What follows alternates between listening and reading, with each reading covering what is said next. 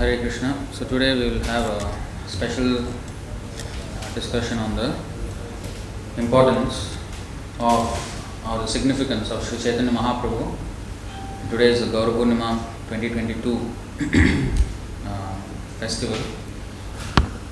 So, of course, there is no end to the pastimes and qualities of Chaitanya Mahaprabhu because he is non-different from Krishna himself. And Krishnadas Kaviraj Goswami, the author of Chaitanya Charitamrita, said that all that I have described in the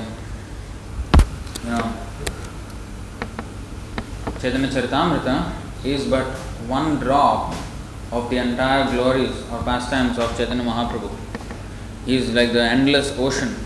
So even if Anantashesh with his thousands of hoods, thousands of mouths were to glorify Sri Chaitanya Mahaprabhu and describe his pastimes, he will find no end.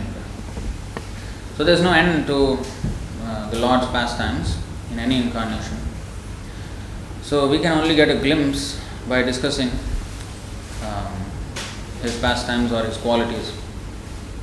Now the entire mission of Chaitanya Mahaprabhu is summarized in 6 verses. The position of Chaitanya Mahaprabhu and his mission is summarized in 6 verses in the Chaitanya Charitamrita, and they are the first 6 verses of the Chaitanya Charitamrita. In fact, the first 14 verses and even the 17 verses actually, first 17 verses of Chaitanya Charitamrita are extremely important. In fact, the first 8 chapters are dedicated to explaining these verses, each of these verses. So, we will just, we of course have done elaborate sessions on each of these verses, but we will summarize today these 6 verses. So, Chaitanya Charitamrita, Adilila, chapter 1, text 1. Vande Gurun Isha Bhaktan Isham Isha Avatarakan Tat Prakashan Cha Tat Shaktihi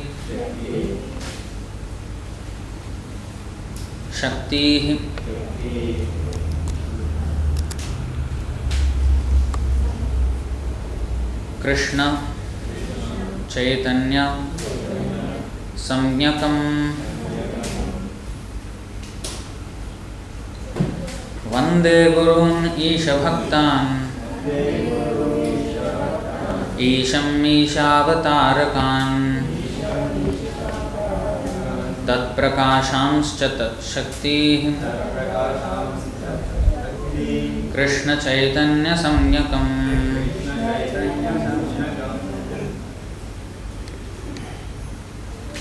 I offer my respectful obeisances unto the spiritual masters, the devotees of the Lord's incarnations, His plenary portions, His energies, and the primeval Lord Himself, Sri Krishna Chaitanya. So please repeat, I offer my respectful obeisances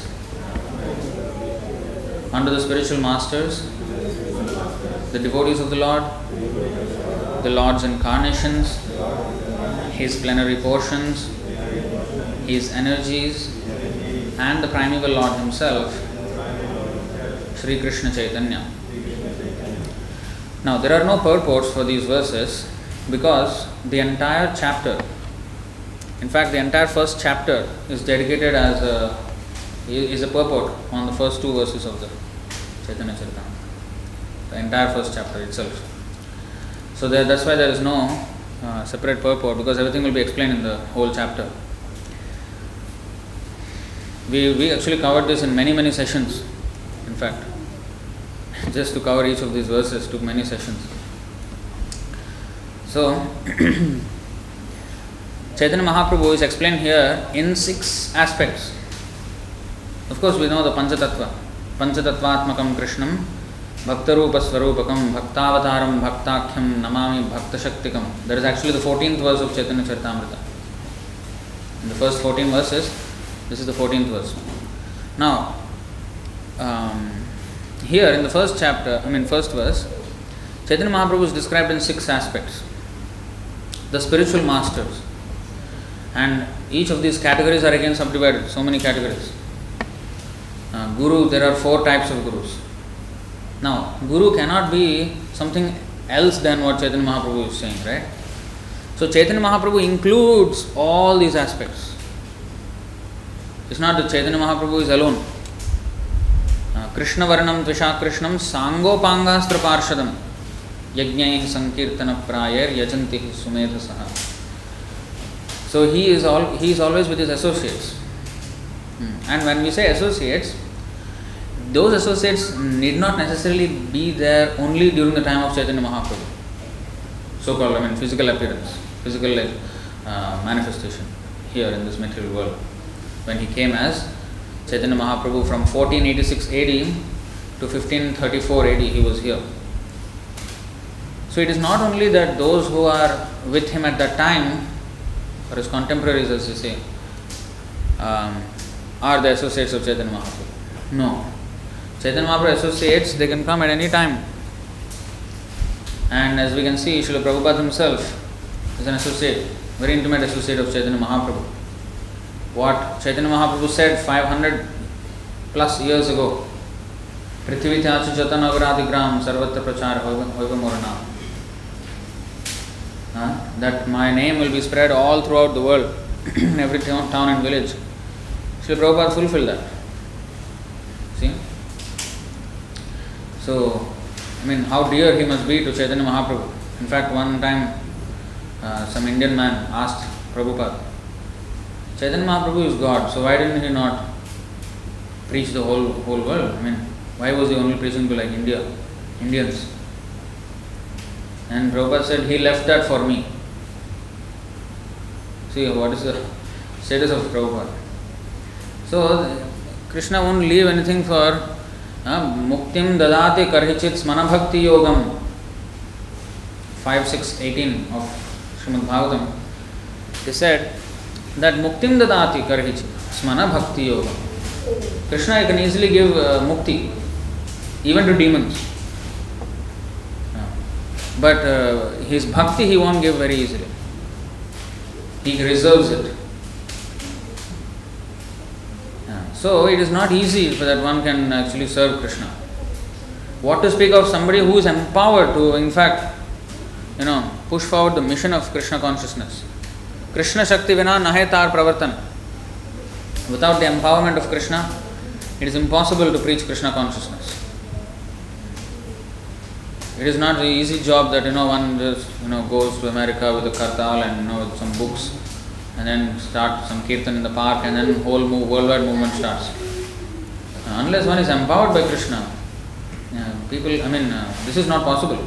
Nobody can do it. So therefore, the spiritual masters, the devotees of the Lord,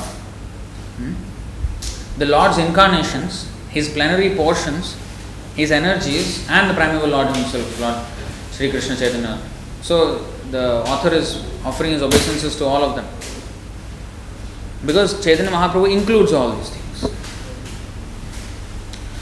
So first thing is the spiritual masters. So there are 4 divisions of spiritual masters. There is Vartma Pradarshaka Guru. What is Vartma Pradarshaka Guru?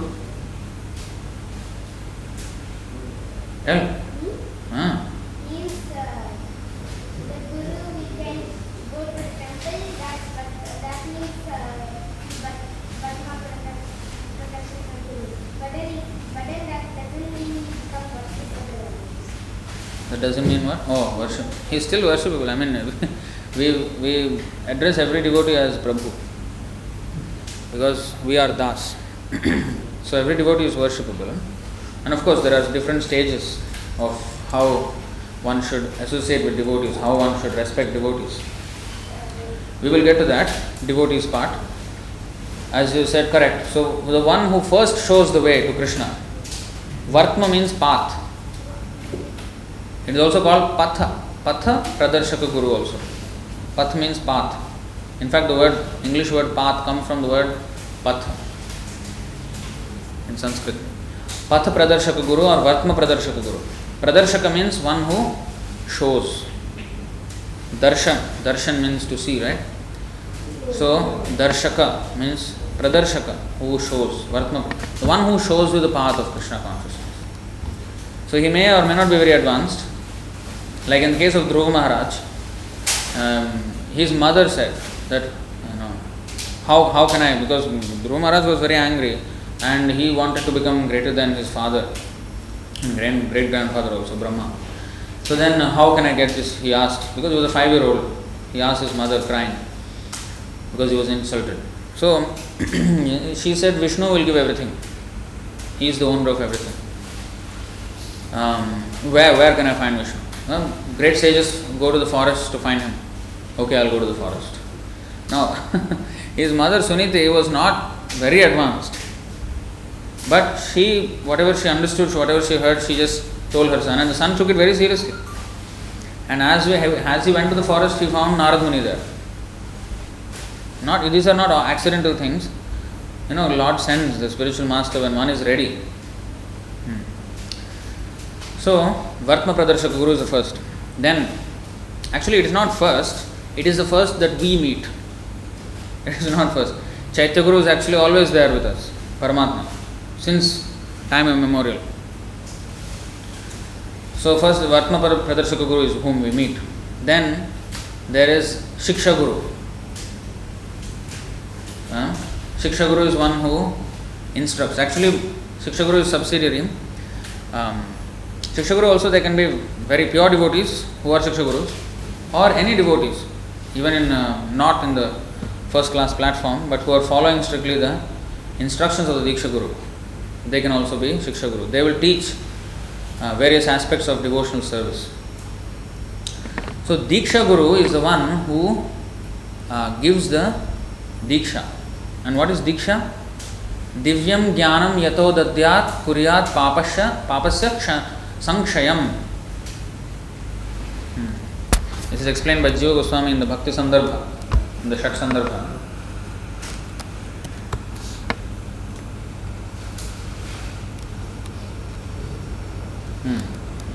See, Divyam Jnanam Yato Dadyat Kuryat Papasya Sankshayam Tasmat Diksheti Sa Prokta Deshikais Tattva Kovidai. Diksha is the process by which one can awaken his transcendental knowledge and vanquish all reactions caused by sinful activity. A person expert in the study of the revealed scriptures knows this process as Diksha. Diksha means not only that fire sacrifice. It is not an event. It is a process. See, this is a process. And process happens over time, right?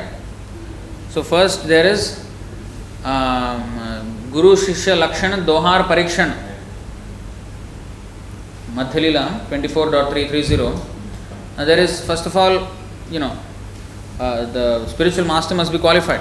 He must be authorized by his spiritual master to become Guru. He has to be a pure devotee on the highest standard, Uttamadhikari. And that is the qualification of the Guru. Then the disciple's qualification is also there. Not that disciple is not qualified. No, he should be qualified.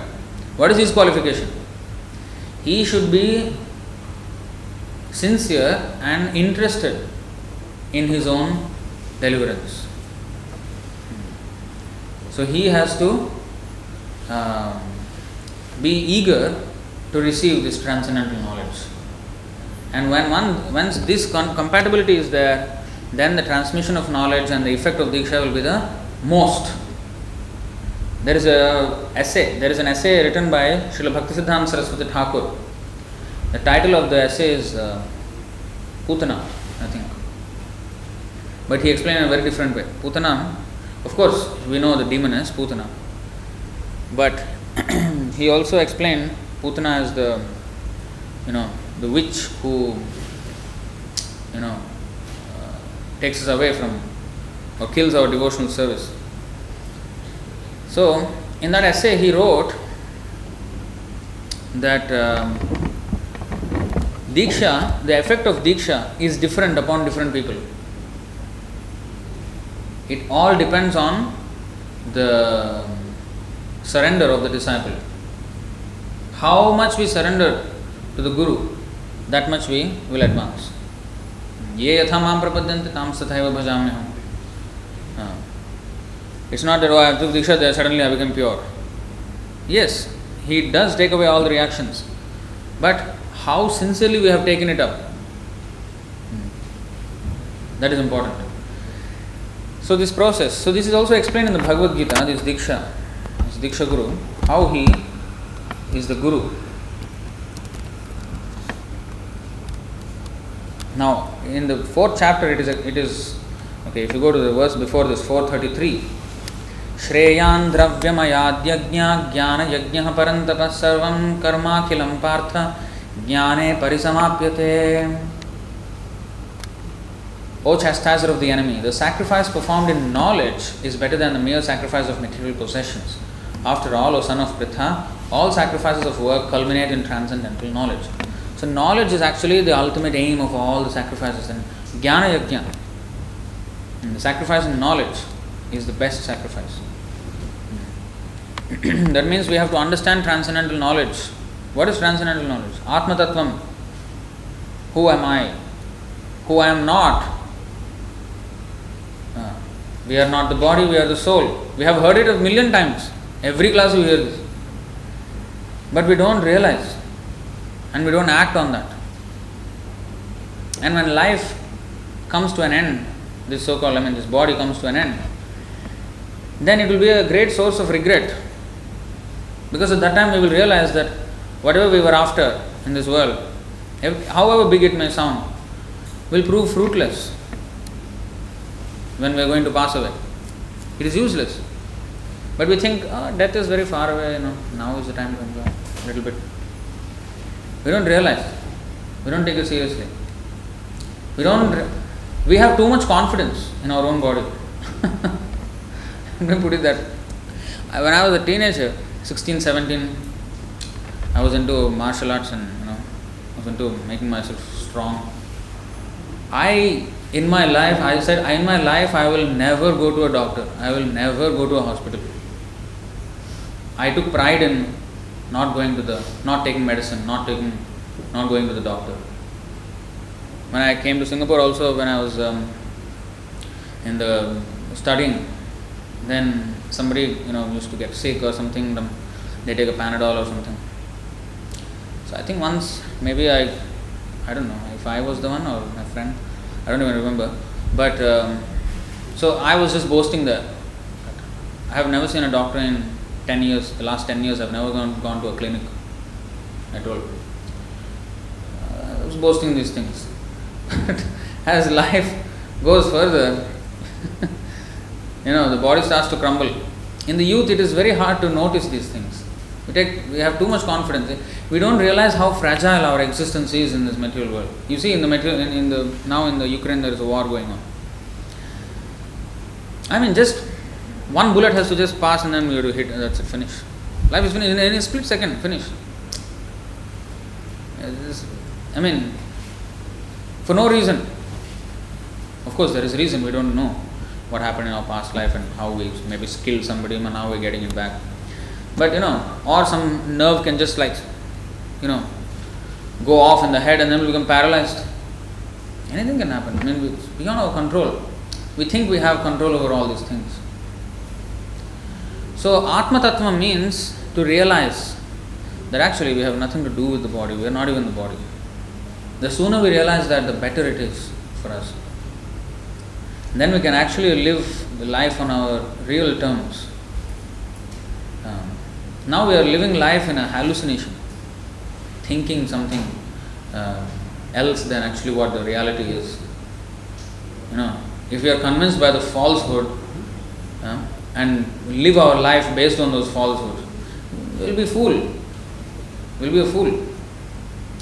So Atma Tattvam, this jnana is very important. Even if one performs religious activities, one goes to a temple, breaks one coconut, do some archana, do some abhishek, do some this and that puja, or donate some, what is that called, either money or it may be in kind, whatever it is. But if he does not hear and get this knowledge, Shravanam Kirtanam, then advancement is very, very slow. It will take many, many hundreds, millions of lifetimes before we can come to the point of actual surrender. That's why it is said, what is that? Bahunam janmanamante jnanavan mam prapadyate vasudeva sarvamiti samahatma sudurlabha. One who is actually in knowledge, which he gets after many, many, many, many births, finally he comes to the point of surrendering to Vasudeva, Krishna. So intelligence means, if that is the end, if after one acquires all kind of knowledge, if the end of knowledge is to surrender to Krishna, why not I do it now? Why do I want to waste time taking millions of births and coming back again? If that is the end, I have access, let me do it now. Why wait? That is intelligence. But lack of intelligence means we don't do this. Alpa buddhi. So sumedhasaha, those who are sumedhasaha, yajñai sankirtana praya yajantihi sumedhasaha, those who have good brains, they will understand that actually to worship Chaitanya Mahaprabhu is the best way. Actually they will be the strongest. As I told, I was into this martial arts and all this. I was actually, at that time I got the Bhagavad Gita. This was when I was 17 years old. I received Bhagavad Gita. One brahmachari came to our college in India, and he was selling books door to door, and then he came to our college at the time. Then I bought one Bhagavad Gita from him. I never heard of Hare Krishna movement, even though I was in India. Never heard the word ISKCON all these 17 years. Never heard. Never heard. Once I heard the Hare Krishna mantra because of some school cultural program, primary school. They were chanting something, singing Hare Rama, Rama Rama, Hare Hare, Hare Krishna, Krishna Krishna, Hare Hare. So that comes in the song. So that was the only time I heard, and never before, never after. And then this book I got, and then I was reading. So once I read Bhagavad Gita, I was convinced, okay, Krishna is Supreme Personality of God. Until then I was like more of an atheist. I did not believe. I was believing more in science. So then when I believed, okay, Krishna is supreme, then I started praying to Krishna. Krishna, please give me chance to go to China to learn Kung Fu. This was my understanding of Bhagavad Gita after first reading. So Krishna, immediately, I think within days, I got a postcard from nowhere. My friends were all applying to this university, that university, everything. They're writing entrance exams and passing with high distinction. And I was like, I was good at those subjects, but I was not a person who would just study for exams. I used to study the concept and understand, okay, finish, done. I was not a really, really high scorer. I used to get 80s, 70s, 80s out of 100. But all my friends were like 95, 97, 98, fighting for those point, 98.5, 98.7, those kind of friends I used to have. And I was like 83, 87, sometimes 90 if lucky. So I was not very much listening. So everybody was writing exams and everything. I was like, I don't know what's going to happen to me, where I'm going to go. And this postcard came, invited to Singapore. I was like more than happy. From Singapore I'll go to China. Okay, done. Krishna, thank you. So because I asked my father I'll go to China, my father said shut up and study. So I said okay. Then when this came, my father agreed. So I came here, immediately enrolled in Kung Fu class and all these things in the college, Kung Fu club. And then I found one teacher here and started training. So I used to go, I think 4 times a week to community clubs. I remember Topayu Community Club. Here Gelang also used to come, Lorong 15. First time I saw all prostitutes all over there. What is this going on here? I was like, I was actually not sure what was happening. I thought that is Singapore. Singapore means everybody dressed like that. But then actually I did not understand that. It was red light district. So anyway, I was training and all that. Then I came in contact with a temple. That is also, of course, a story.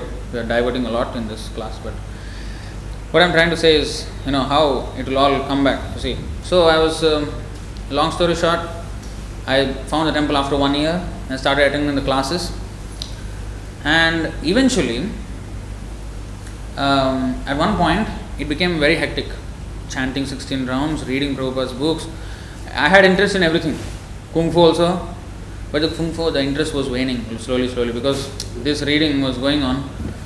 And then, so finally I came to a point where I had to do studies. My college was not finished. Studies, homework, projects, exams, chanting, reading, Kung Fu practice. So I had to decide something I have to drop. So I was deciding between Krishna consciousness and Kung Fu, what to drop. I mean, it was an easy choice. Because even if I become the best fighter in the world, when death comes, I can't box death and stand there. Death will come and take me away. Bruce Lee, so famous, very strong, this, that, died very young. Much weaker people lasted until 80-90 years. I mean, we're not laughing at his death, but anything can happen, that's the point. So here, whereas in Krishna consciousness there is assurance that there is life after life. All this, even if I die, if I'm not devoted, I will have to take birth again and again. Yeah? But if you come to Krishna consciousness, it's finished once and for all. Where I can get this in Kung Fu? So I easily gave up Kung Fu. And I never went back to that school. Then, in 2015, when I was well established in this path of life, then Krishna fulfilled my desire. We went on a preaching trip to China that year, and we went to the Shaolin temple.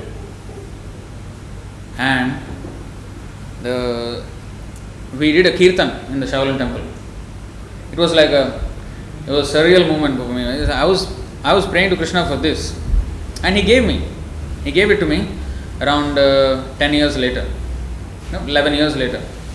But when I went there, and there was a demonstration, those Kung Fu, they do all those gymnastics, all these things. I was looking at all this. This is what I wanted? Really? After all the practice, this is what I wanted to do? How much useless it seems at this point. Because, the kind of thing that we are now, exposed to. Jumping around, what is this? What are you doing with your life? So, complete disgust. So Krishna, when the knowledge comes, the change happens. You see? People come to Krishna for, I also came like that, please fulfill this desire. You see? But in the end, Krishna fulfilled, but in a way that I will never ask for it again. That is,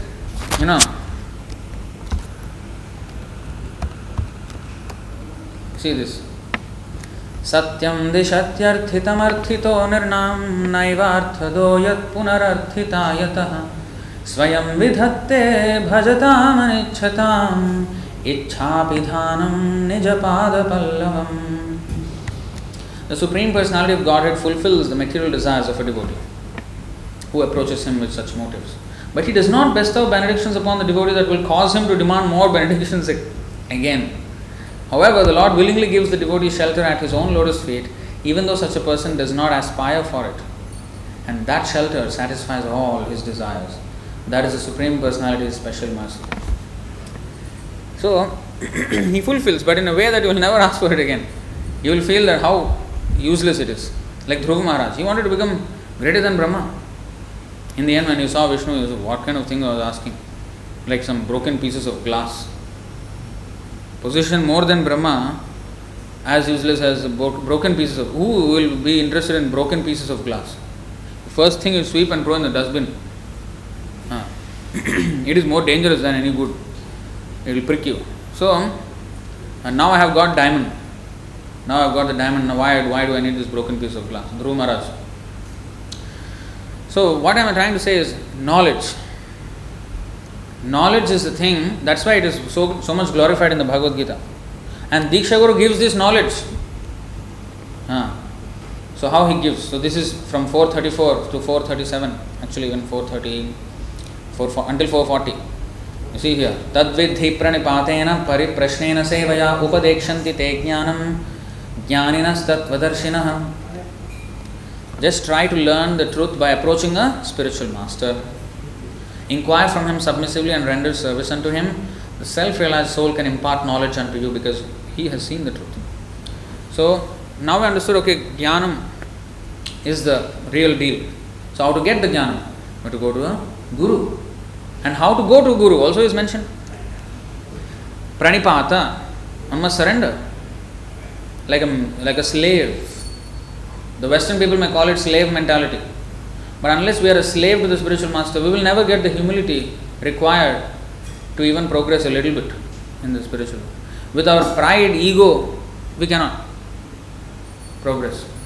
So that will teach us humility. Why does a brahmachari goes out to beg alms? Why does a brahmachari go out to beg alms? Why? That way he will learn humility. Sometimes people will humiliate him.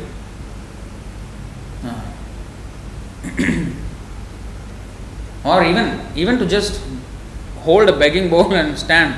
I mean, how is it a dignified thing to do? Go and hold a begging bowl and do it. A dignified person, will he go do that? Will not do. Beggars are always looked down upon. Not doing anything in life, just collecting money and eating and sleeping. It is beneath many people's dignity. But a brahmachari who is in the Gurukula, he has to do it even though he is a king's son. Krishna also did it. Fulfilled his Guru's order. Krishna and Sudama, you know the story. You see, so if Krishna does it, why can't we? Humility. So, we have to approach him, pranipata. Surrender. And then, pariprashna. By inquiring about spiritual life. Who will inquire? Unless you are eager to know about something, you will inquire. Right? If you are eager, you will inquire. If you are not eager, you will not inquire. You will stay far away from devotees. Like, as little as possible, touch and go. Like touch and go only. Like if something is very spicy, just touch, not too much. That means we are not eager. There is no Vasudeva Katha Ruchi. There is no eagerness to know who am I, what am I doing, what is life. Let me figure this out. What is this, what is that? So one has to be inquisitive, interested. One has to be interested in the subject. If one is fortunate, he will be interested. If we are not fortunate, then he will not be interested. Even though he may be in the association of devotees, he will not get the full benefit because he doesn't do these things, pranipata and pariprashna and seva. Inquire, then render service to the devotee, to the especially spiritual master and his mission. One must render service like a menial servant. That is a qualification of a disciple. And the qualification of spiritual master is Tattvavit, Upadekshanti te jnanam. They are very merciful. They will give all the knowledge, provided we have these things. And to the degree we have these three things, pranipata, pariprashna and seva, the knowledge will be revealed to us proportionately. The spiritual master is the same, but why disciples have different degrees of advancement? Because it's like, there is one verse, sky is infinite, but according to the capacity of the bird, he can fly as high as he can. Some birds can fly low level, some birds cannot even fly. Some birds can fly very high, according to their capacity. So according to how much the realization allows them, they will go that high. But we can always increase this with our attitude. If we are eager, if we serve the devotees, then we will get eagerness. Narad Muni, he served the devotees, and immediately his heart became like them. If you wholeheartedly do that, then it will happen. So, upadekshanti te jnanam jnananas tattvadarshinah. Then what happens? This is the process of Diksha. Diksha means not that fire sacrifice only, that is also part of the thing, formality, the ceremony, but this is the whole process of Diksha. Many people think Diksha means a fire sacrifice. Like when I was a kid, I used to see this, because we used to attend so many marriage functions. Some relative marriage will be there, we will go there. And in India, the marriage means, not like here. Here, some 50 people come, 100 people come, and that's all. In India, minimum 4 to 500 minimum. That is very not so grand wedding. Grand wedding means thousands. 1,500 people come for the marriage.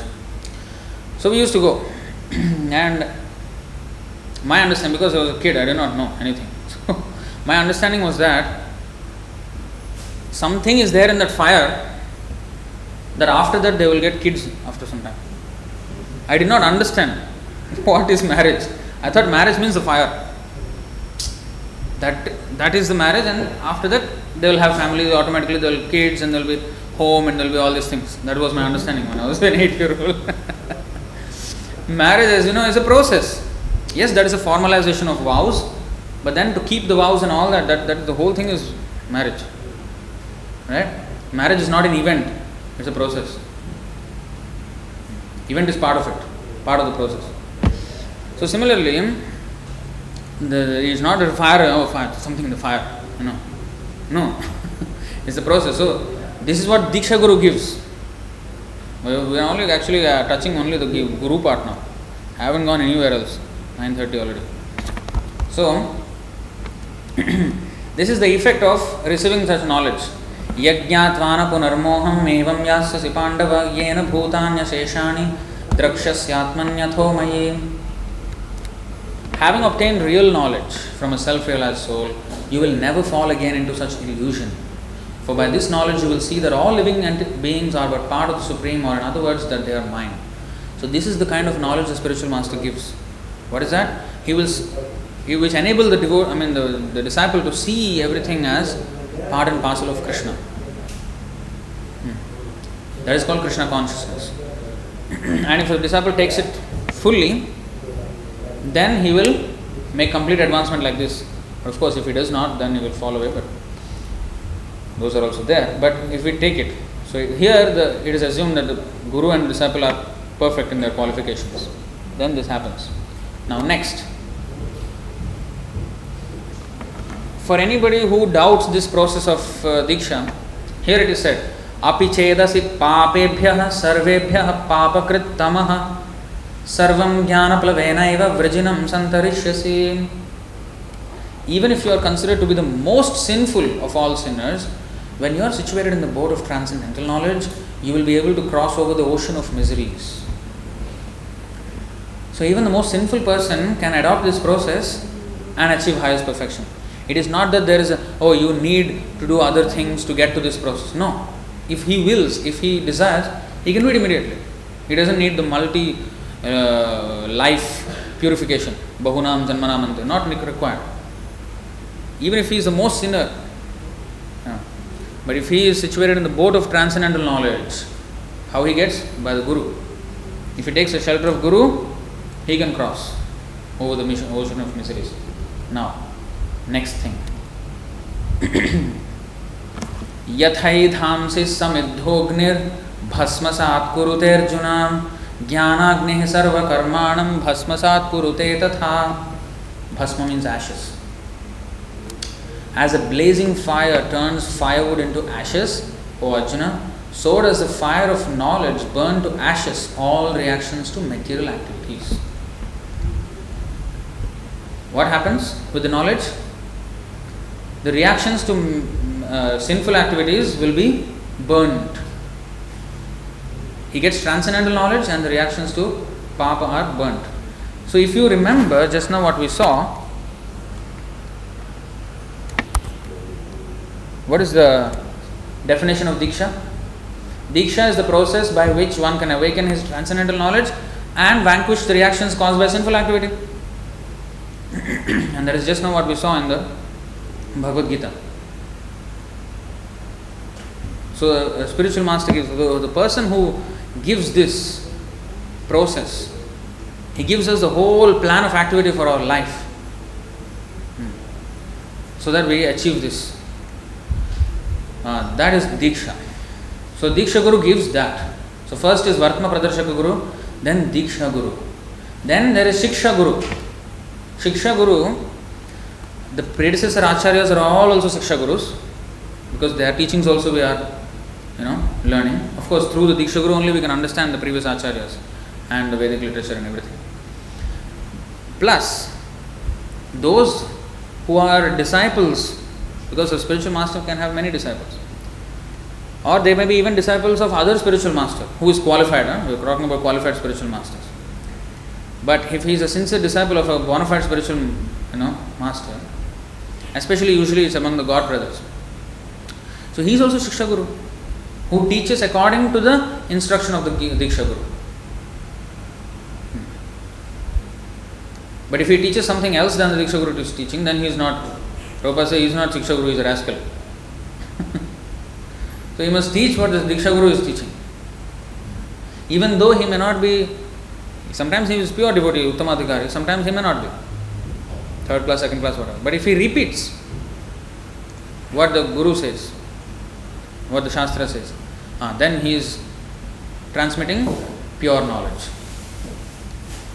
And such Shiksha Guru, they will teach many aspects. The Diksha Guru gives the Sambandha Jnana. The Shiksha Guru gives the Abhidheya. Abhidheya, there are three things, right? Sambandha, Abhidheya, Prayojana. In our journey, spiritual journey, there are three things, three stages. Sambandha, Abhidheya, Prayojana. What is Sambandha? The relationship. To establish the relationship, the knowledge that establishes our relationship with Krishna. That is called Sambandha Jnana. And the Diksha Guru gives that. The Shiksha Guru, because once we understand the Sambandha, then there has to be the Abhidheya, the process to act on that. Right? To act on that knowledge. Oh, yeah, I am a servant of Krishna. That is not enough. If I am a servant, means I have to serve. Where is my service? So to engage in service is the Abhidheya. Understanding I am servant is one thing, but then actually putting it into practice, that is Abhidheya. The process by which one can become completely Krishna conscious. By Abhidheya, Sambandha will be strengthened also. The more we engage in service, the more we realize that we are a servant of Krishna. Because Tesham Satata Yuktanam Bhajatam Pritipurvakam Dadami Buddhi Yogam Tam Yenamam Upayantite. Krishna says in 10:10 Bhagavad Gita. Tesham Satata Yuktanam, whoever is always serving Krishna, engaged in Abhidheya, Bhajatam Pritipurvakam, out of love, not officially. Oh, just because this devotee asked me to do, okay, no, I will do, no.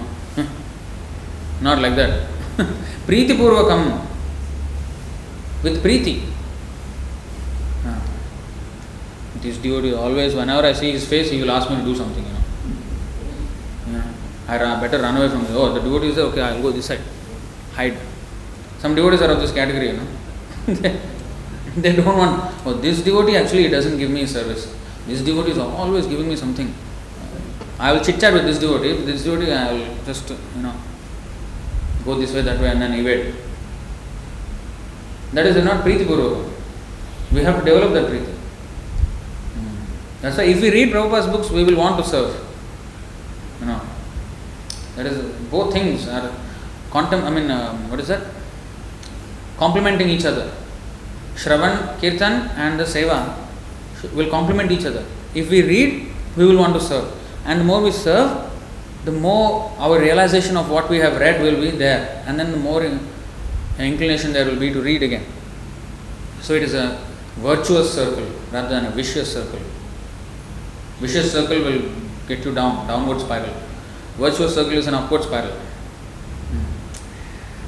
So, Diksha Guru, Shiksha Guru.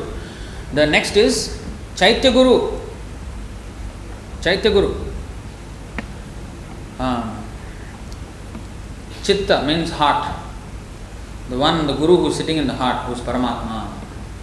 Actually, it's Paramatma who is doing all these arrangements. Because he is the soul, even though when the soul is not interested. So then when the soul is interested, he will give the Vartma Pradarshaka Guru to come and introduce us to Krishna consciousness. Then he will get us to the Diksha Guru and the Shiksha Guru, the association of devotees. So he is the one actually making all the arrangements. We don't realize how we have come to Krishna consciousness in the beginning. It is only after some time then we will realize actually how it all worked. In the beginning we are just, we don't even know, okay, I have some interest. We think we are the ones making the decision. Yes, I read, I was convinced, I I put a lot of effort, come temple, and I became serious. We think I did everything. But actually, only when we advance, then we will understand actually everything was arranged by Krishna. Prabhupada said, when a child is born, he has no idea how he was born. Like I told you, what my understanding was of birth. Some marriage fire, that fire has something which will eventually cause family to come out and what is fire? I did not know. If somebody would at that time told me that one can have a child without marriage, I would have never understood. Never understood. Because I never know what it is. So, we have to know. So, a devotee who comes into Krishna consciousness, he may not know in the beginning how he is born into Krishna consciousness. Because this is second birth, right?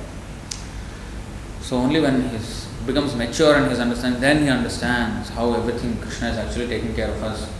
So, the Chaitya Guru. So, sometimes even when we are not a devotee, even when we are completely not devotee, and if you want to do something wrong, something tells us that, I should not do this.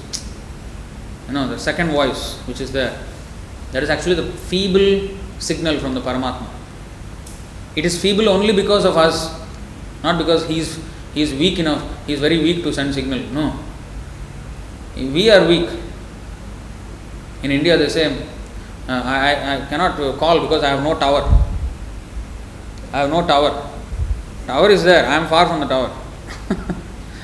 Why I blame it to the tower?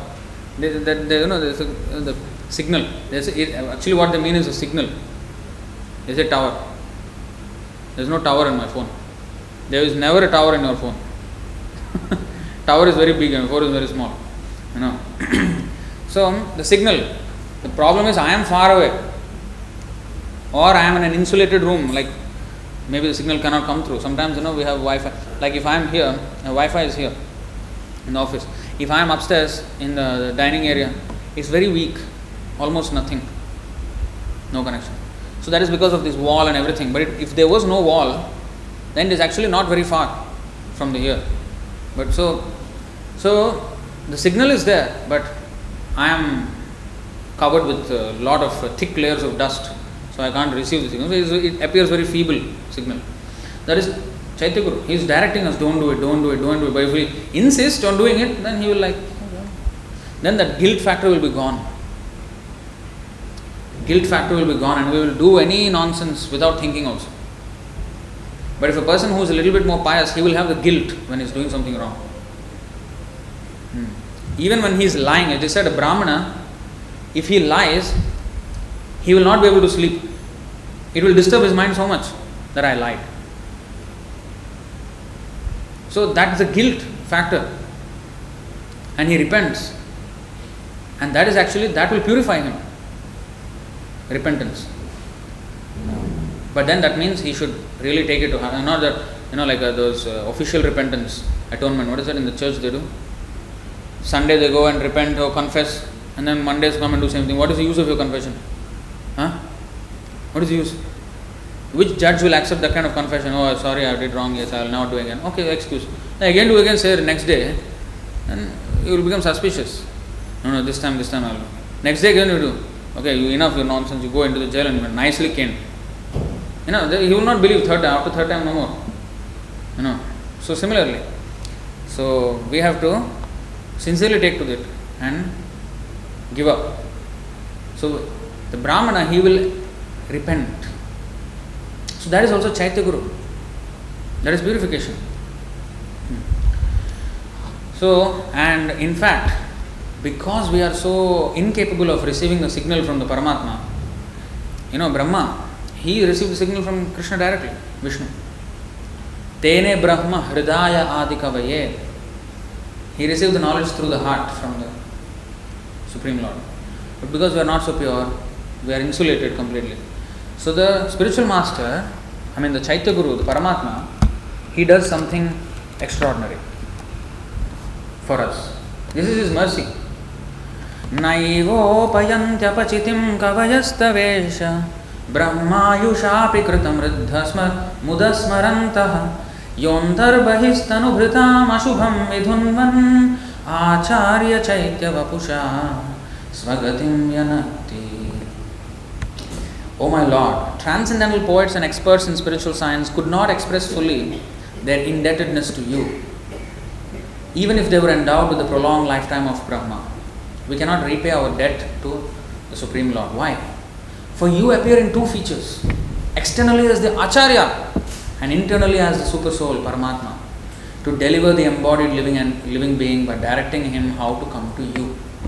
Because we cannot take the direction from Super Soul, Paramatma, so he comes out as the Acharya and directly tells us, you rascal, you chant Hare Krishna. This is Acharya. Cuts our ignorance and gives us the transcendental process. So this is the mercy. That's why we cannot at any time repay this debt. Brahmayu shapi krita riddha mudasmarantaha. Kritam riddha mudasmarantaha. Even if a lifetime of Brahmayusha, we cannot repay for the kindness of Krishna. Because actually we don't realize how much revolutionary this is, this movement.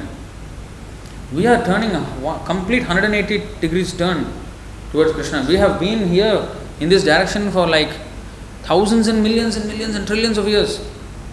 The Acharya is just changing the entire course to the opposite direction within like months or days or years, whatever, depending on how fast we are actually. Prabhupada said one moment is enough. So he is changing our entire course of life and finishing our unending miseries. I mean, we cannot ask for a better deal actually. Only out of ignorance we don't take it as seriously. So these are the four gurus. So Chaitanya Mahaprabhu means it's including all these aspects. Vande Gurun is the only way. We finished only now first two words of the sloka. First two words only. When we will finish. Isha Bhaktan, devotees of the Lord. Some may not be Guru, but every devotee is a Guru in one sense, right? So the devotees of the Lord, they are another feature of Chaitanya Mahaprabhu. Isham, the Supreme Lord. Ishavatarakan, the incarnations of the Lord. Now what do you mean? All same, right? Lord, incarnation. Yes, but there is technical difference. The Lord is the Lord, but his incarnations means those who are in the material world. The incarnations, avatar means those who come to this material world. Then Tat Prakasham. Prakasham means the plenary portions. Now, of course, there is no difference between incarnations and plenary portion. Plenary means what? What is the meaning of the word plenary? Means having equal power, but portion. Plenary, portion. Usually portion is portion of something bigger. But this is plenary portion means when you take out Krishna from Krishna, he will still remain Krishna. Plenary portion. So the Lord is like that. All his Advaitam, he is one. No Dvaita. No, he has no second competitor, no. Advaitam. Achyutam Anadim Anantarupam. He is Advaitam but Anantarupam. He has millions who are the same as him. But actually all that is one. So, in the spiritual world they are called expansions, Prakasha. In the material world they are called Avatar. Avatar means, Atara means to ascend. Avatar means to descend. If you know music theory also, Sa Re Ga Ma Pa Dha Ni Sa Sa Ni Dha Pa Ma Ga Ri Sa. So this upward is Aroha Pantha, Arohana, and reverse Sa Ni Dha Pa Ma Ga Ri Sa. So this is Avaroha, Avarohana, descending. So avatar means one who descends from a higher place to a lower place. Spiritual world is higher place, material world is lower place, one who descends is avatar. So, Isham, Ishavatarakan, Tat Prakasham, Tat Shaktihi, he has Parasya Shaktir Vividhaiva Shruyate, Vishnu Shakti Para Prokta, Kshetra Jnanthya Tatha Para, Avidya Karma Samgyanya, Tritiya Shakti Rishate. Three energies are mentioned. Spiritual potency, Yogamaya, material potency, Mahamaya or Durga, and the marginal potency, Tatastha Shakti, which is the living entity which we are. Now this is a very broad classification. Under spiritual energy, Jiva Goswami has enumerated 16. And that is also, again, under them also there are subcategories. Of course, we know Samvit, Sandhini, Haladini in the spiritual potency. The Samvit, because we say always Sachidananda, the Lord is Sachidananda. That means eternal, blissful and full of knowledge. Now eternity, that eternal, blissful and knowledge, those three things are caused because of three energies of the Lord. The eternity is caused by Sandhini Shakti, the existential potency of the Lord. The Samvit Shakti causes knowledge, and the Hladini Shakti causes bliss. Eternity, bliss and knowledge. Sat Chit Ananda. So everything that is there that exhibited by Krishna is because of his energies. Personally, he does nothing, but he enjoys with his devotees, reciprocates his devotees' love. That's all he does. Other things all are carried out by his energies. Parasya Shakti Vividhaiva Shruvita. Extensive arrangement for the maintenance and subsistence and running of the material world and the spiritual world. Just imagine, to run a city, run this temple, how much management is needed? How much management is needed to run a city, a country, whole planet? Millions of planets, universe, millions of universes, material world, spiritual world, millions of planets. How are we going to manage everything? We cannot. Krishna can.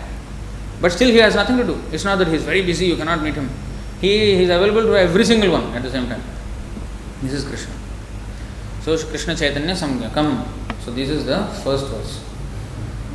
Now, after this it will be much easier, the rest of the verses. But this is actually, although small verse, but it is very, very deep, this first one. What is the second one? This is Gauranitai. This verse, second verse is about Gauranitai. Vande Shri Krishna Chaitanya Nityanandau Sahoditau Gaudodaye Pushpavantau Chitrau Shandau Tamonudau. So maybe you can repeat this. Vande Shri Krishna Chaitanya Nityanandau Sahoditau Gaudodaye Pushpavantau Chitrau Shandau Tamonudau.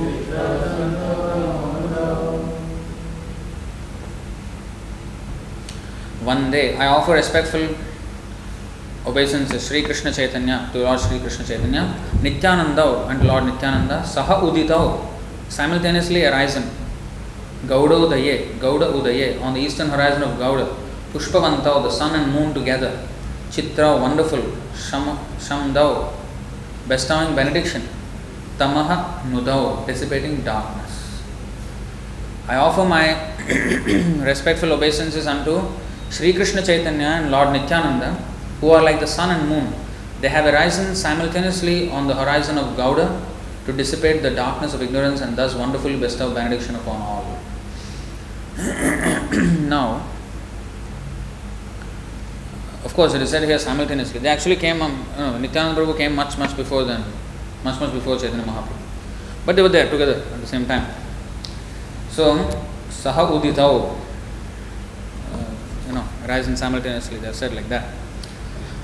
So, in fact, brothers are called Sahodara. Why? Actually, in Telugu we always hear this word Sahodara. But I never really thought about it. But then, in the Sanskrit, then when the Sandhi, the grammar is there, then we understand. Saha Udara. Udara means womb. Sahodara means one who has taken birth from the same womb. That is called a brother. So, Saha Uditau and Chitrau Shamdau Tamod and Gaudode on the eastern horizon of Gauda. The sun rises in the east and then goes to the west. So similarly, this movement started in the east in Gauda Desh, Panchagauda. The North India is called Panchagauda and South India is called Panchadravida. So he started in the North India and the Northeast India. And from there it goes all the way to, of course he went to South India later on and preached. In fact, it is said that he bestowed more benediction in South India than in North. And then it goes to the Western. Actually, there is a nice verse. What is that? Let me just, I think 8.89 is that?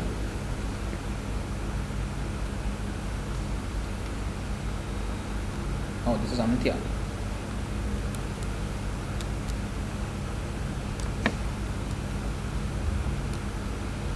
It's not 89 then. Just 1 second.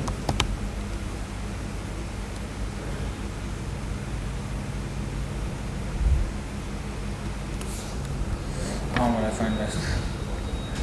Yeah.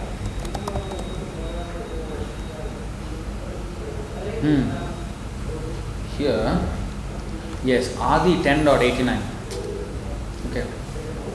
So, here this 425.52 Srimad Bhagavatam, it is said, Asuri nama paschadvas tayayati puranjanaha gramakaha nama vishayam durmadena samanvitaha. On the western side was a gate named Asuri. Through that gate, King Puranjana used to go to the city of Gramaka accompanied by his friend Durmada. Now, this is of course an allegorical story, but I'll show you something important here.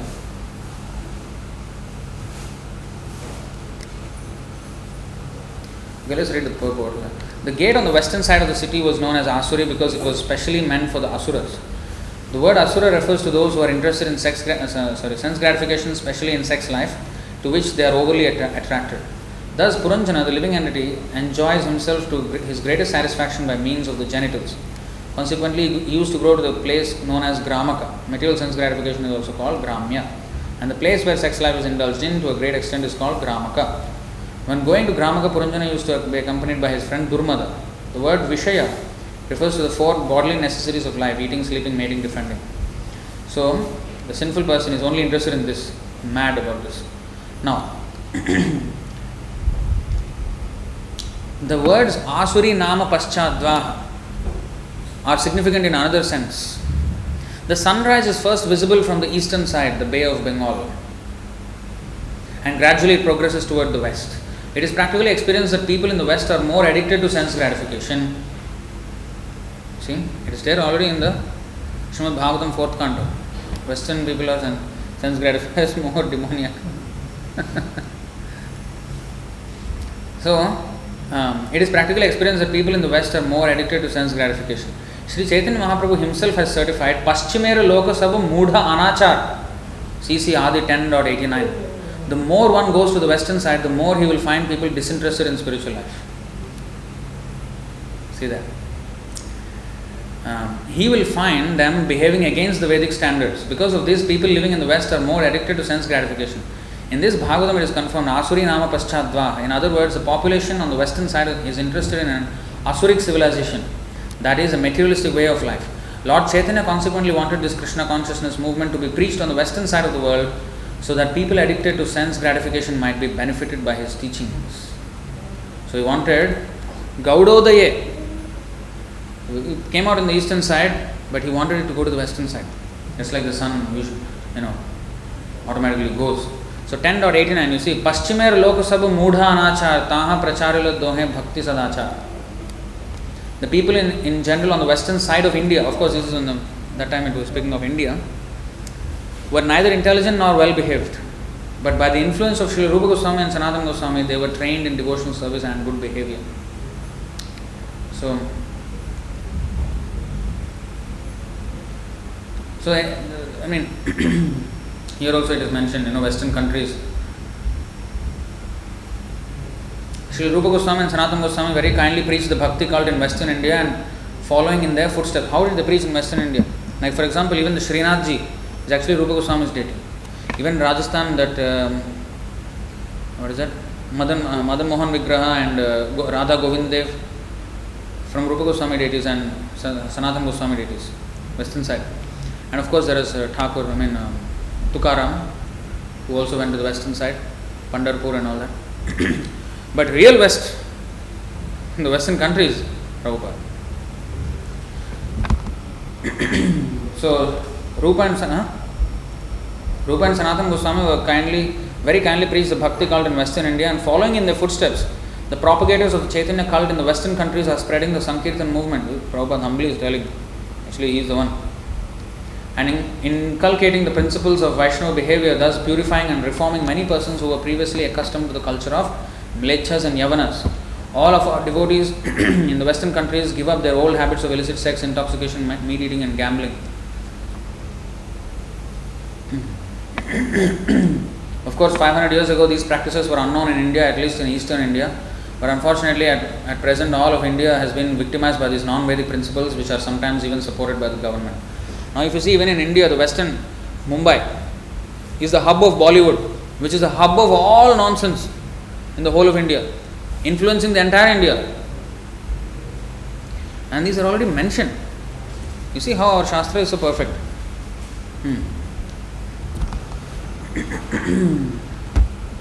Hub of Kali Yuga propaganda, Bombay, Bollywood. And of course Hollywood is even further west, and they are the ones who really started it bad, and then the Bollywood took over. You see? Going back there. So they rose on the Gaudodaye Pushpavantav, Chitra Shandav Tamonudhav. They will dissipate all darkness, sun and moon at the same time. This is Chaitanya and Nityananda Prabhu. And next. Now here, this is what? 3, 4, 5, 6. These 4 verses are particularly Chaitanya Mahaprabhu. Now we will briefly go through these. So the first one, this one, that means the third verse. Sorry, this is third verse of the Chaitanya Charitamrita. This is establishing the position of Chaitanya Mahaprabhu. There is a whole chapter explaining this, only this one verse. Now we are not going to go into that deep depth. Yadadvaitam brahmo panishati dadapyasya tanubha ya atmantariyami purusha iti sosyam shavibhava shadaishvaryaihi purno ya iha bhagavan sasvayamayam na chaitanyat krishna jagati paratattvam paramiha. And Krishnadas Kaviraj Goswami explains this in such authoritative way that there is nobody who can doubt that Chaitanya Mahaprabhu is Krishna himself. Because many people doubt. Even in India, people have heard about Chaitanya Mahaprabhu, but only know him as a saint. In our history textbook, I remember there was a mention of Chaitanya Mahaprabhu, but it was only that he is a saint in some Bengali saint. Equal to Rabindranath Tagore or something, all this. Aurobindo, this kind of. No. So what the Upanishads describe as the impersonal Brahman is but the effulgence of his body. And the Lord known as the Super Soul is but his localized plenary portion. Lord Chaitanya is the Supreme Personality of Godhead Krishna himself, full with 6 opulences. He is the absolute truth, and no other truth is greater than or equal to him. So the Brahman, Paramatma and Bhagavan are all him. Brahman is the light from him, Paramatma is his expansion, and he is Krishna himself, Bhagavan. And even in the personal aspect, there are differences. Narayana has 60 qualities, whereas Krishna has 64. Like friend, there is nobody like friend of Narayana, playing with Narayana, no such thing. With Krishna there is. Krishna has friends who are playing with him, jumping on him, making fun of him. Nobody makes fun of Narayana in the Vaikuntha. Nobody dares. They are all like servants, dāsa. Whereas there is friendship with Krishna. There is Vatsalya rasa, like parents, loving him like a parent. And then there is Madhurya rasa, conjugal. To an extent, conjugal is there in Vaikuntha, because Lakshmi is there. But mostly it's dāsa, dasya rasa. So these higher intimacy dealings are there with Krishna. So this is one of the 4 extra things that Narayana also does not have. So that Krishna, who is the source of even Narayana, is Chaitanya Mahaprabhu. He's not even Narayan, but Krishna. So that is this verse, establishing his. And of course, there is immense Vedic evidence given to support this point in that chapter, which explains this whole thing, which is, I think, the second chapter of the Chaitanya Charitamrita. Now, next one. Here is the external reason for his coming. So, the third verse is establishing the position of Chaitanya Mahaprabhu, that he is Supreme Personality of God. This verse is the external reason, and the next two verses after this are the internal reasons of the appearance of Chaitanya Mahaprabhu. So, this external reason is this. Anarpita charim chirat karunaya vatirna kalo samarpayitum nato jvalarasam svabhakti shriyam hari purata sundara dyuti kadamba sandipita sada hridaya kandare spuratu shachi nandana. Anarpita means never before bestowed. Arpita means to offer. He is offering something which was never before offered. Anarpita charim chirat. You see, Anarpita, not bestowed formally for a long time. Because Chaitanya Mahaprabhu comes once in a day of Brahma. Once in 8.6 billion years. 8.64 billion years. So it's very rare that he comes. So Anarpita charim chirat. Very, very long time this has not happened. You know, like for example, they say, the floods in China last year. You know, that central China there was a lot of floods. They say, this kind of floods only happened 1,000 years before. They say, or this volcano like this rate, it happened many thousands or many hundreds of years ago. So this event has not happened for a very, very, very, very long time. Anarpita charim chirat karunaya avatirna kalau. Karunaya, by causeless mercy, he has descended. Karunaya avatirna, avatirna, descended. Kalau, in the age of Kali. Samarpayitum, to bestow unnata ujvala rasam, the highly elevated conjugal mellow. Swabhakti shriyam, of his own service. The treasure of his own service. It's a great treasure. Harihi Purata Sundara, the Supreme Lord, Purata Sundara, more beautiful than gold, his complexion. Dyuti means complexion of splendor. Kadamba, with a multitude. Sandipitaha, you have Sandip Prabhu. Lighted up. Deepa means light. Sandeepa means whenever the prefix sam is there, it is in completeness. Complete. For example, apta means end. Samapta means completely stop. You know, like that. Everything when there is sam, it means complete. It is not the English sum, which is sum. This is full. So, Kadamba Sandipitaha Sada Hridaya Kandare, in the heart, in the cavity of the heart. Sada means always. Spuratu, let him be manifest in your heart. Sachi Nandana, the son of Mother Sachi. So, may the Supreme Lord, who is known as the son of Srimati Sachi Devi, be transcendently situated in the innermost chambers of your heart. Resplendent with the radiance of molten gold, he has appeared in the age of Kali by his causeless mercy to bestow what no incarnation has ever offered before, the most sublime and radiant mellow of devotional service, the mellow of conjugal love. So he came to bestow this by the Sankirtan process. Now the last two verses of Gaura Chaitanya Mahaprabhu. Radha Krishna Pranaya Vikritir Hladini Shaktirasmad Ekatmanavapi Bhuvipura Deha Bhedam Gatoto Chaitanyakhyam Prakadamadhuna Tadvayam Chaikyamaptam Radha Bhava Dyuti Subalitam Naumi Krishna Swarupam.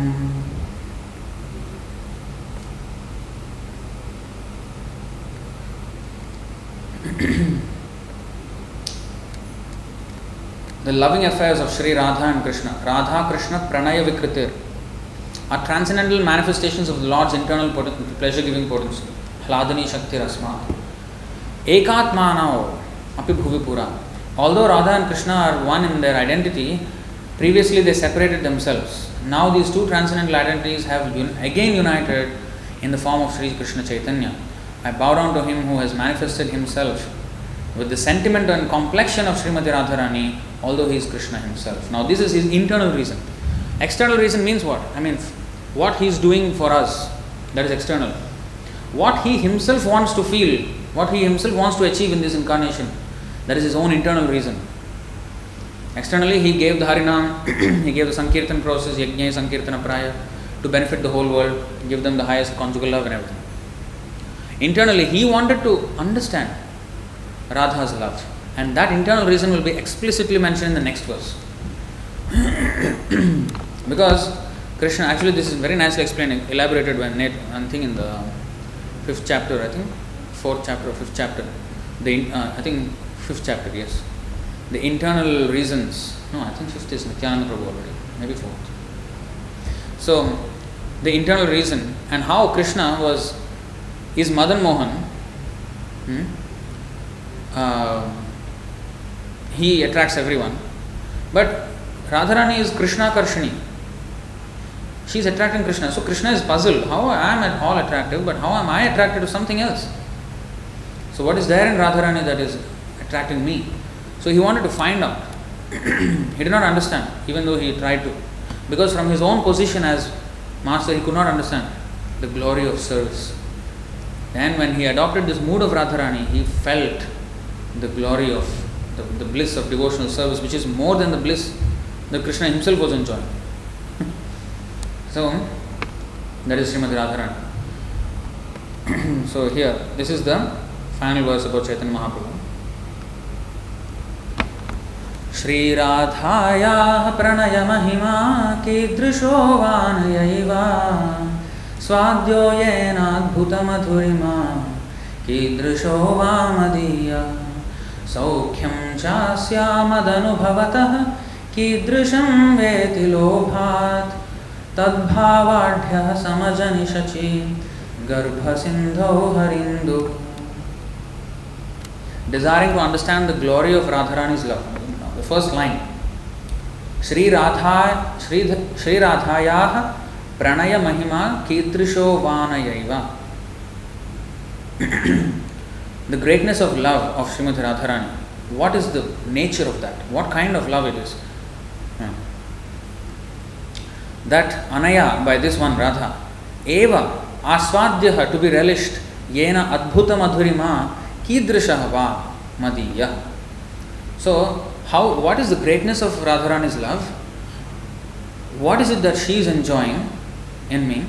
And what is in me that is making this possible in her?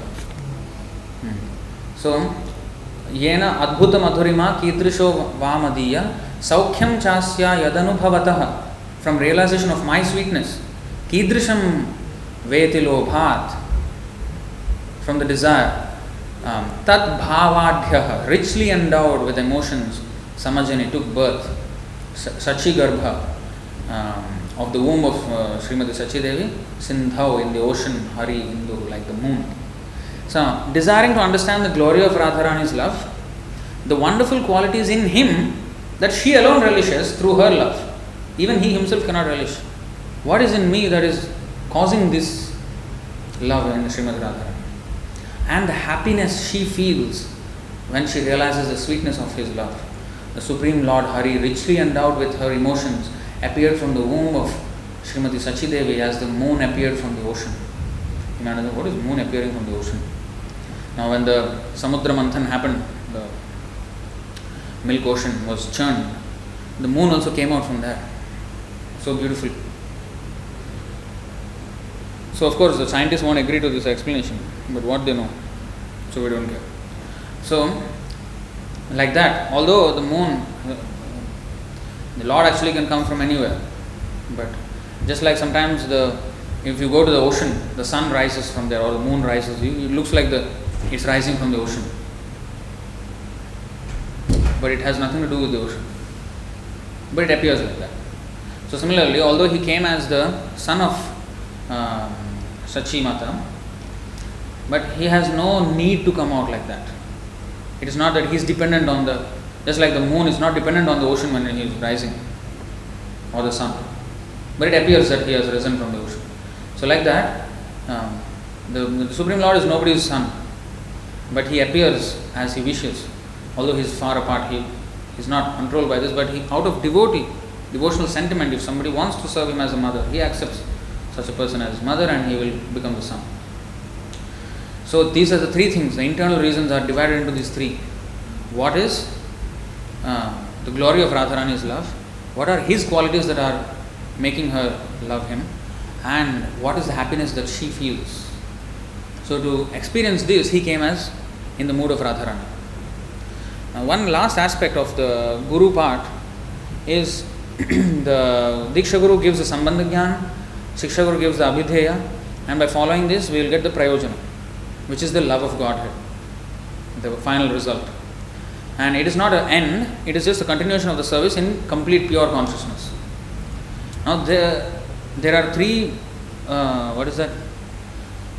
presiding deities of each of these stages.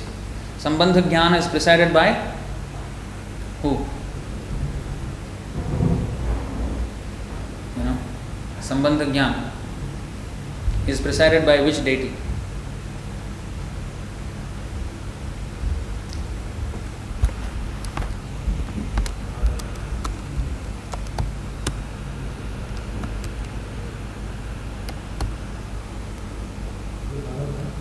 Yeah, Madan Mohan.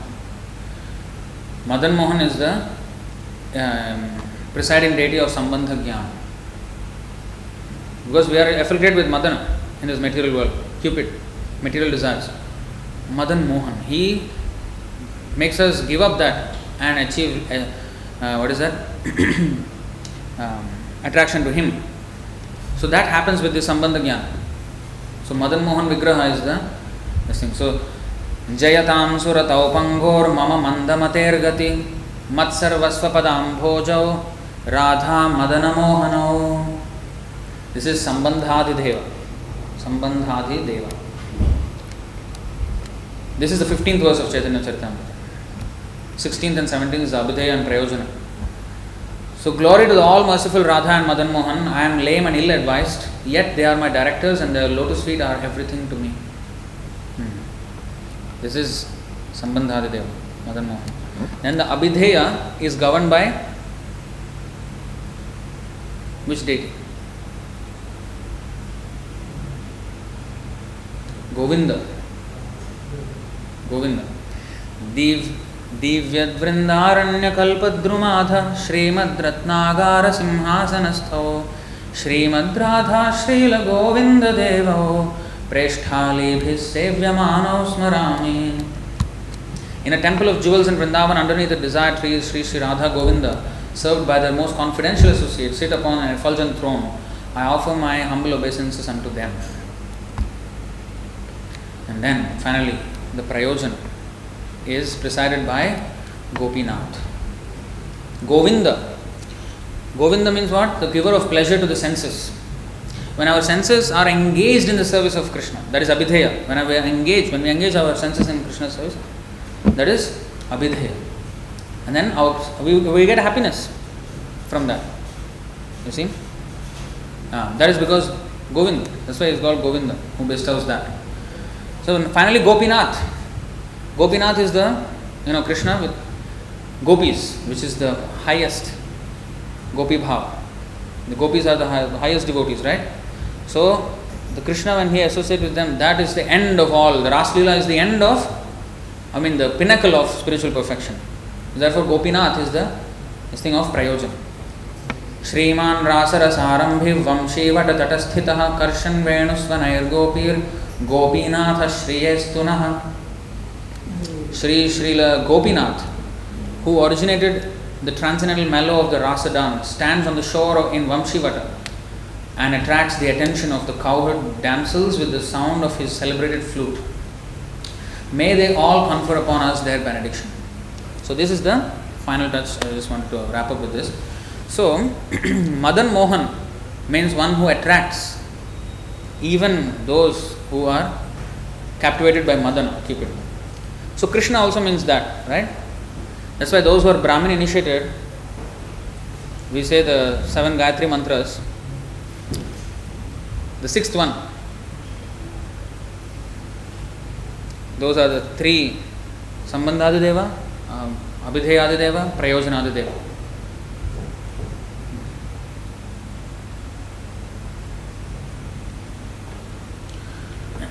So that is explained in the Brahma Samhita. Is explained the 18 syllable mantra, which is actually chanted as in the japa in the Brahmaloka.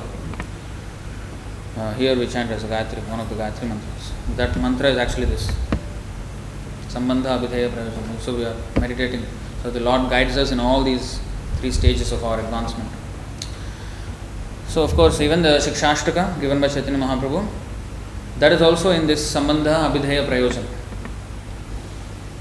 Sambandha is the first verse, the glory of the holy name. The first verse of Shikshashtaka, glory of the holy name. Various a list of glories are mentioned in the first verse. Then the second verse is our starting, where we are not even attracted to the holy name. In the first beginning, when our Sambandha Jnana is not properly established even. Then when it's established, then Trinada Pisanichena, Abhidheya. In the second verse, I am not even chanting, I have no attraction for this chanting. Then third verse onwards, there is attraction, there is Kirtaniya Sadahari. How? Trinada Pisanichena Tarora Pisayishna. So the Abhidheya starts. And of course, even Kirtaniya Sadahari means it is already pure love of Godhead. But even the whole thing is the stages of, with humility, then we will be able to serve Krishna always. If you are not humble, our service will be interrupted. Apratihata, it is there, no? Ahetukya apratihata. Uninterrupted devotional service can only happen if we are humble. Trinada Pisanichena, Tarora Pisanichena. Otherwise, we will be shaken even by the slightest thing. Our service will be interrupted. So interruption is not anything else but our own ego that interrupts it. So if we are humble, we can always stay safe in. Nowadays they say, goodbye, stay safe. What safe? Stay safe means we will be humble and Kirtaniya Sadahari. That is safe. Otherwise, one moment of loss of Krishna remembrance is already unsafe. Danger. Padam padam yad vipadam natesha. So then it goes to desire, the intense desire. It intensifies more and more. I don't want anything material. I just want a lotus feet. Even if it's birth after birth, never mind. Then he always wants to be servant. He wants to experience he wants to, completely engage himself. When will there be tears in my eyes? When will my, hair stand on end? And then finally he says, Shunyayitam Jagat Sarvam. Everything devoid of, without Krishna, everything is just void. There's no meaning into anything without Krishna. And then finally he says, Krishna, whatever you do, my self-surrender, whatever you do, trample or not show me or whatever. So it is also the progressive advancement of the devotee. The Shikshashtaka also is the progressive advancement of the devotee to the Prayojana stage from Sambandha. So like that, we can talk on and on, but it's already very late. So we'll stop here. Any questions or comments on this topic?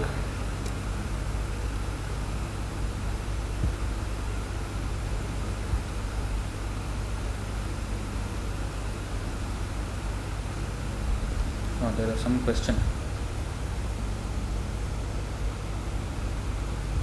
Pramod Pandey, Parshuram Prabhu, instead of coming here, is asking questions on Facebook.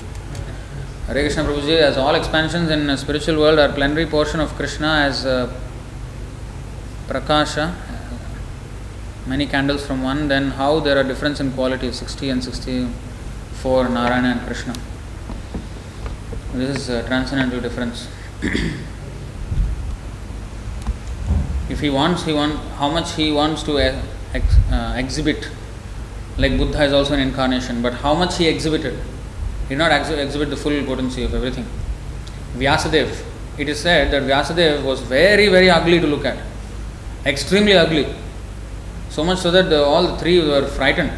No, the first two, Ambika and Ambalika, were so frightened. One of them was, closing her eyes when he was begetting the child, and then therefore the child was blind, Dhritarashtra.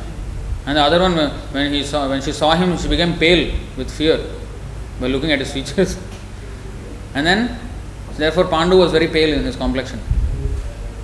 He did not have good complexion, very, very pale, like, almost like a ghost. Then, only the maid servant, she served very nicely, and then, therefore, Vidura was very qualified. So, he was not very. So, the Supreme Personality of Godhead, all the 6 opulences, beauty is also one of them. What happened to Vyasadeva? Because in that incarnation, he exhibited the opulence of knowledge. So, depending on the necessity, he he exhibited different powers. In Ramachandra incarnation, he did not exhibit as Sampurna Bhagavan, Ekapatni Vrata. These are all limitations. Like he is showing us how to be an ideal human being, but that is not the real glory of Supreme Personality. He can have millions of wives. What is his problem? And millions of girlfriends at the same time. If a man tries to do that, he will be murdered by one of them. Either the wife or the girlfriend, or the girlfriend's boyfriend, or the wife's some other. He will be murdered. We cannot manage this. Krishna can manage. He will have thousands and millions of wives, thousands and millions of girlfriends at the same time. And both will be friends. Those girlfriends and wives will be friends. So,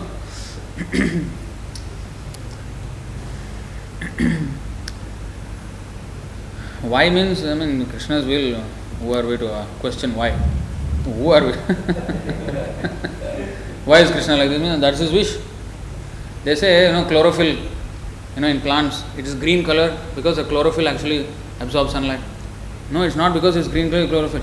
Krishna wanted it like that, so it is happening. That's it. He could have made the same process possible by blue color also. Blue color leaves or violet color, he can make it possible. He made it possible in green color, that's why it is green. Prabhupada said the cow is eating grass.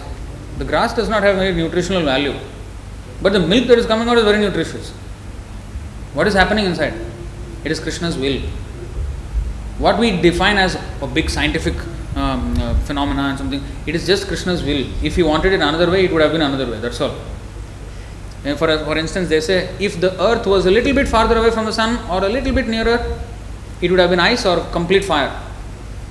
Perfect balance. Krishna made it like that. We think life is only possible because of this perfect balance. But life is possible in every planet. And in that planet, they are also thinking, life is just perfect for this planet. If anything were a little bit here and there, everything will be gone. Everybody is thinking like the whole of the universe. Every single planet. They don't know that Krishna can make anything possible anywhere. And is making life possible everywhere. It's just that the life that we are exposed to is only life on this planet. So we can't imagine somebody living in the sun, he will be burned to death. But they have bodies made of fire. Why are you just like, not possible. We can't live in water, does not mean nobody can live in the water. The biggest animal in the water, blue whale. Now, how can we deny? So why means we cannot question him why. So next question by Divya Mataji. I have also read at my childhood in history book mentioning Chaitanya Mahaprabhu as a saint, not as a Supreme Personality of Godhead, and Bhakti movement also they mention as some religious activity. Yeah, it's like not so much important. Okay, so I think we'll stop it here.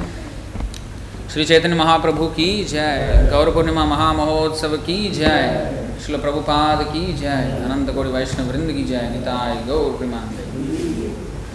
Hare Krishna.